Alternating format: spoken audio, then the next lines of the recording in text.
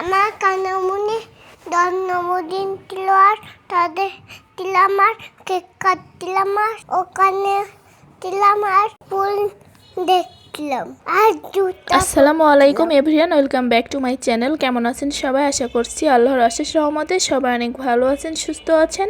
আলহামদুলিল্লাহ আমরাও ভালো আছি। আজকের ভিডিওতে প্রথমেই যার ভয়েস শুনতে পেয়েছেন সেটা ছিল আমার মেয়ের ভয়েস। তো সে খুব করে চাচ্ছিল যে ভিডিওতে কিছু বলবে, তারপর তাকে একটু সুযোগ দিয়েছিলাম, তাই সেই কথাগুলো বলেছিল। মাশাআল্লাহ, তার বয়স তো এখন অনেক কম, তারপরেও সে আধো আধো বলিতে তার এই কথাগুলো বলেছে। হয়তোবা অনেকে আপনারা নাও বুঝতে পারেন। আরও অনেক কথাই বলেছিল, তারপরেও আমি এতটুকু সময়ই রেখেছি, বাকিগুলো কেটে দিয়েছি। তারপর আজকের ভিডিওটা শুরু করলাম সকাল থেকেই। তো সকালবেলা বাবুকে নিয়ে ছাদে আসলাম একটু রোদ পোহানোর জন্য। আর এখন তো চলছে নভেম্বর মাস, নভেম্বর মাসে কিন্তু গ্রামের দিকে অনেকটাই শীত পড়ে গিয়েছে, তার জন্য একটু ঠান্ডার সমস্যাও আছে, তাই জন্য বাবুকে নিয়ে আসলাম রোদ পোহানোর জন্য, তাহলে ঠান্ডাটা একটু কম হবে। এই সময় ওয়েদারও চেঞ্জ হয়, তার জন্য কিন্তু সবাই মোটামুটি অসুস্থ হয়, তো আমাদের একটু ঠান্ডার সমস্যা ছিল। তারপর বাবুকে নিয়ে হাঁটাহাঁটি করে চলে আসলাম নিচে। তো এসে এখন সকালের খাবারটা খেয়ে নিচ্ছিলাম। মায়ের হাতের পাতলা খিচুড়ি দিয়ে সকালের নাস্তাটা করছি। আর এটা কিন্তু আমাদের যশোর অঞ্চলে আমরা ডালি চালি বলে থাকি। আপনাদের অঞ্চলে আপনারা এই খিচুড়িটাকে কি নামে চিনে থাকেন? আর মায়ের হাতের এই খিচুড়িটা আমাদের অনেক পছন্দের। তো আপুদের বাসায় এসেছি, বেশ কয়েকদিন হয়ে গিয়েছে, তো আমি চলে যাব, তাই মা আমাকে নিতে এসেছে। বাজারেও আমার কয়েকটা কাজ ছিল, তাই আমি কাজগুলো মিটিয়ে কালকেই চলে যাব। তারপর এখানে আপু বলছিল যে খামার থেকে একটা মুরগি ধরতে, আজকে মুরগি রান্না করবে। তারপর এসে আমি এই মুরগিটা ধরতে পারি, তো এটা আমি ধরতে পারছিলাম না, তাই খাঁচার ভিতরে ঢুকিয়ে দিয়েছি। তো এখান থেকে মুরগিটা বের করে নিব। আর এই যে সে কবুতর ঘরটা, তো আমাদের বাসায় যে কবুতরগুলো ছিল সেগুলো কিন্তু আমরা আপুদের বাসায় দিয়ে যাই। তো সেই এক জোড়া থেকেই কিন্তু এতগুলো কবুতর হয়ে গিয়েছে আপুদের, মাশাআল্লাহ। তো অবশেষে আমি এই মুরগিটা ধরে ফেললাম। তো আপু চাচ্ছিল যে এটা আজকে রান্না করবে, তো সবাই বারণ করছিল, মাও বলছিল যে না, এটা জবাই করার দরকার নেই, এটা কয়েকদিনের মধ্যেই ডিম পারবে। তাই এই মুরগিটা আপু ছেড়ে দেয়। আর একদিন পরেই কিন্তু এই মুরগিটা ডিম পেড়েছিল।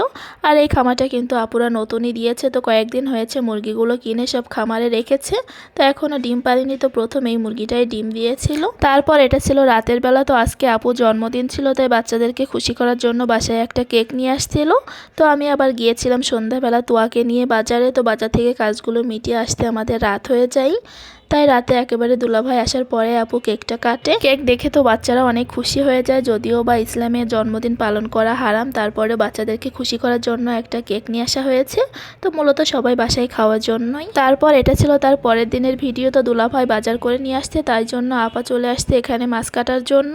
তো এই কবুতরের বাচ্চা দুইটাও কিনে নিয়ে এসেছে, তো এগুলো আপুরা খাবে। বাসায় যে কবুতর আছে সেখানেও এরকম বড় বড় বাচ্চা আছে, কিন্তু ওইগুলো আপু খেতে চাচ্ছিল না, কারণ ওইগুলো তো শখ করে পোষা হচ্ছে, তাই জন্য আবার বাজার থেকে কিনে নিয়ে আসতে বলেছিল। তো সবাই এখন ছাদের পরে ছিল, কারণ আপা মাছ কাটছিল আর আমরা সবাই এখানে বসেছিলাম।